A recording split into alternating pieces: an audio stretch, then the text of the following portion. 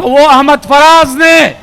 ایک نظم میں کہا ہے کہ میرے تن کے زخم نہ گن، میرے تن کے زخم نہ گن، ابھی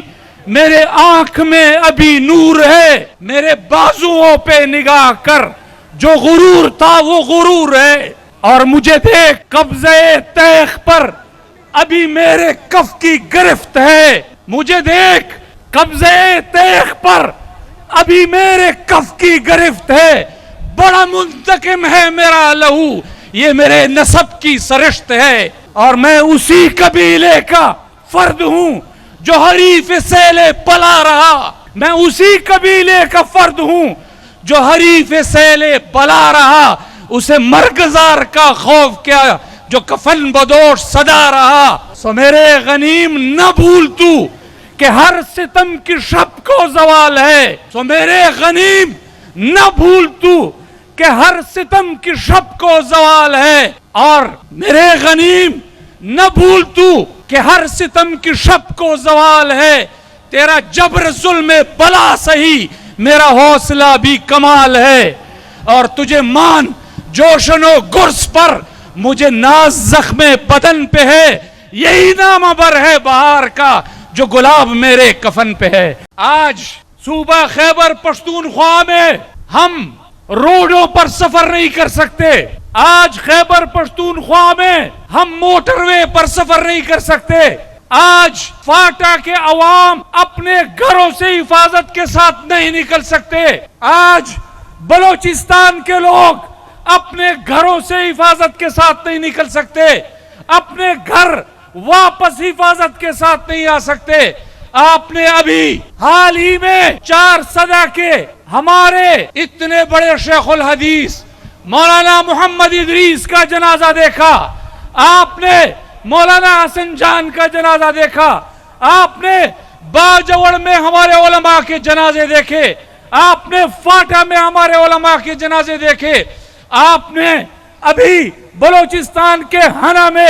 زیارت میں ہمارے انسانوں کے جنازے دیکھے۔ آپ بتاؤ، میرے ریاست سے سوال ہے کہ اگر آپ نے میرے جان کے حق کے تحفظ کی ضمانت دی ہے تو پھر آج میرے پاکستان کے شہریوں کے، انسانوں کے لاشیں، ان شہداء کے لاشیں ہمارے روڈوں اور پہاڑوں پر کیوں بکھرے ہوئے ہیں؟ آپ مجھے جان کے حق کے تحفظ کی ضمانت نہیں دے سکتے۔ آپ کشمیر کے لوگوں کے ساتھ اس وقت جو آپ کر رہے ہیں، 78 سال کشمیر کا مقدمہ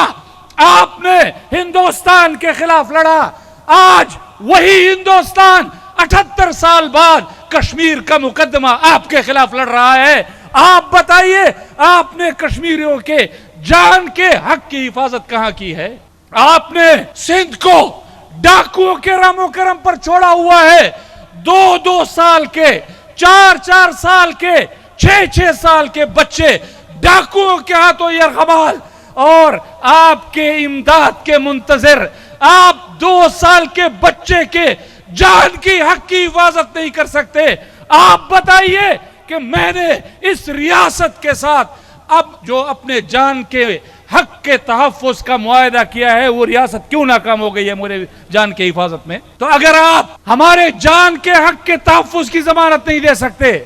ہمارے مال کے حق کے تحفظ کی ضمانت نہیں دے سکتے،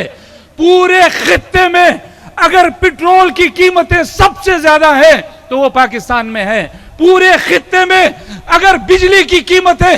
سب سے زیادہ ہیں تو وہ پاکستان میں ہیں۔ آپ بتائیے کہ اس عوام کے ساتھ آپ نے معاش کا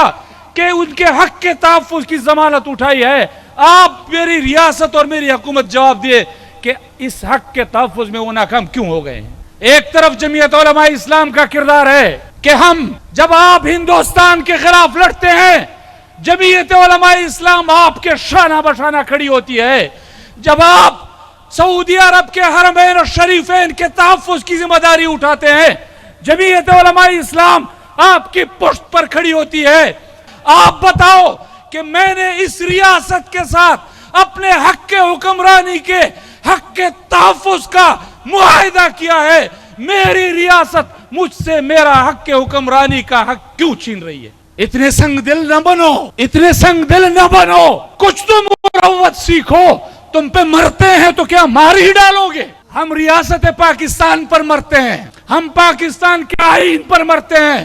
ہم پاکستان نظام پر اس کے تحفظ کی جنگ لڑتے ہیں، تو اب تم نے ٹھیکہ لے لیا ہے کہ تم جمعیت علماء اسلام کے مینڈیٹ پر ڈاکہ ڈالو گے۔ آپ کا یہ جم غفیر ان کو پیغام دے رہا ہے کہ ہمارے ان ابابیلوں کا راستہ تو تمہارے آقا بھی نہیں روک سکتے، تم کیا روکو گے؟ اور میں ان اصلی حکمرانوں کو بھی پیغام دینا چاہتا ہوں کہ ان مجاہدوں کا راستہ تو تمہارا آقا انگریز بھی نہیں روک سکا، تم کیا روکو گے؟ اس جیلی نظام کے خلاف اگر کوئی میدان میں ہے تو وہ جمعیت علماء اسلام کا کارکن ہے۔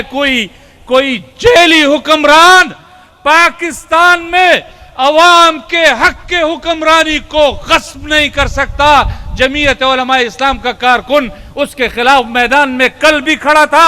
آج بھی کھڑا ہے اور انشاءاللہ کل بھی کھڑا رہے گا۔ آپ نے میرے مال کی، مجھے معاش کی، حق کے تحفظ کی ذمہ داری آپ نے اٹھائی ہے۔ آپ کے پاس پنجاب میں عیاشی کے لیے 13 ارب کا جہاز لینے کے لیے تو